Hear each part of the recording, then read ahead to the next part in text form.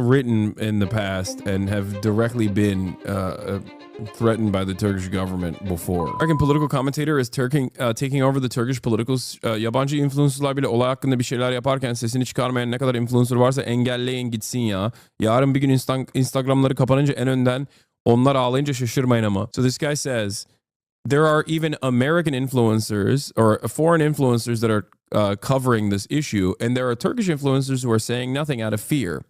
So just block them, the Turkish influencers, because they're being cowards. And don't be surprised if tomorrow or some other day their Instagrams are shut off, and they'll be the first to cry when that happens to them. But this is because Asmongold did a "What the f is happening in Turkey?" One of my favorite comments that I saw on my community from that video, community being like, "It's crazy how Hasan is not talking about this," you know? And it's so funny because like I have talked about this. This is the thing I was talking about. You know, you'd think the most popular left-wing political streamer in the world who is also Turkish would be covering this, but from what I understand, he isn't. Like normally, I think back in the day, let me just like search even a little bit. Like let me look up like, I don't know, Hasaanabi, Turkey.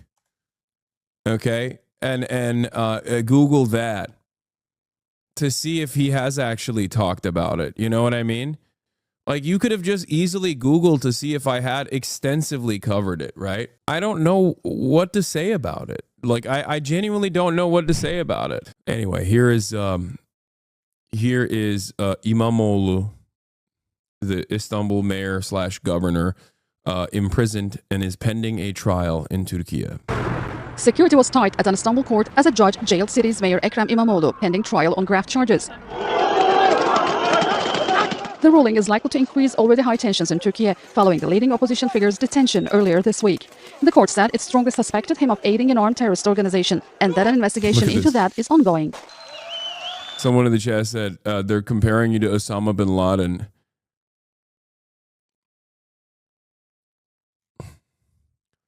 Yeah, sounds familiar. Ay, fucking morons, dude. The decision will mean a mayor for Istanbul will now be elected from within its municipal council, where the opposition Republican People's Party, or CHP, has a majority. The decision raises the possibility of the Istanbul municipality appointing a trustee, but the necessary objections will be made for the mayor to gain his freedom.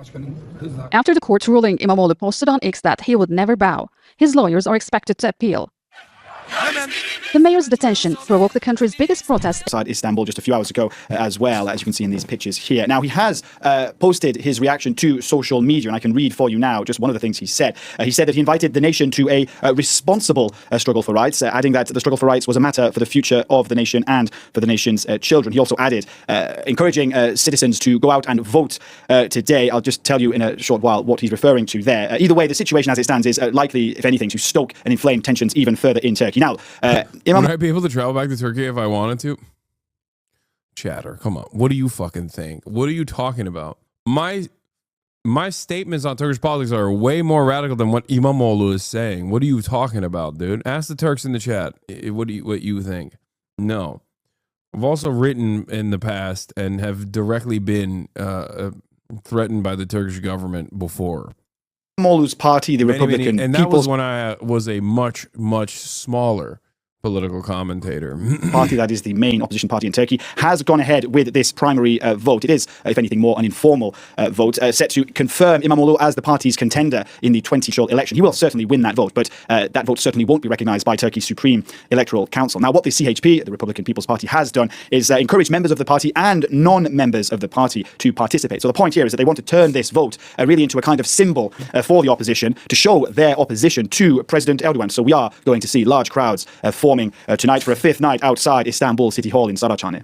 So how do these protests wave of anti-government demonstrations that we saw over 10 years ago in 2013? Yeah, in 2013, of course, we saw the Gezi Park protests. These were protests against plans to build a mosque and a shopping mall on one of central Istanbul's only green spaces. I was actually there. I covered these protests. I remember when there was, at the moment, protesters formed a human chain across Taksim Square to symbolically protect the park moments before the occupation in that park was cleared by riot police. Now, that sparked days of rioting in Istanbul and other cities across Turkey. Of course, that protest just Gezi Park becoming a symbol of something bigger. The protests morphed into a demonstration against mass corruption and against authoritarianism. Now, since then, the slide towards authoritarianism in Turkey has become more pronounced. And what many demonstrators have been saying this time out, including even demonstrators here in Paris, who I spoke to yesterday, there was a small demonstration held by the opposition party, the CHP, here in Paris. They've been saying that this is, for them, shaping up to be a fight about the future of Turkish democracy, or at least in their eyes, what's left of Turkish democracy. So finally, Andrew, there are also, interestingly enough, parallels between Erdogan and Imamoglu. Can you walk us through some of those? Yeah, that's right. They may represent or embody different visions of Turkish society, but there are some significant parallels, and those parallels certainly won't have been lost on President Erdogan. He'll be aware of them. Both men spent a part of their childhood in Trabzon province, which is on the Black Sea coast, and most notably, they have both served as mayor of Istanbul. President Erdogan actually made his name in Turkey's largest city in the 1990s. He famously said, "Whoever wins Istanbul wins Turkey." Now, those words may come back to haunt him. It will have stung him personally, very personally, President Erdogan, when he lost the city in the municipal elections in 2019 to the opposition, to Ekrem İmamoğlu. He lost again in 2024 to Ekrem. His party lost to Ekrem İmamoğlu in 2024 last year as well. Now, interestingly enough, this is why I say Turkish elections are not fair, but they're free, because İmamoğlu is not under the control. It's not controlled opposition in the way that it would work in Russia, right? In Russia, a guy like İmamoğlu never, he doesn't get to have anything close to any semblance of power. Like, he doesn't have any proximity to power. A popular opposition leader can win such an important race, means that there's still like some semblance of the democratic process still working.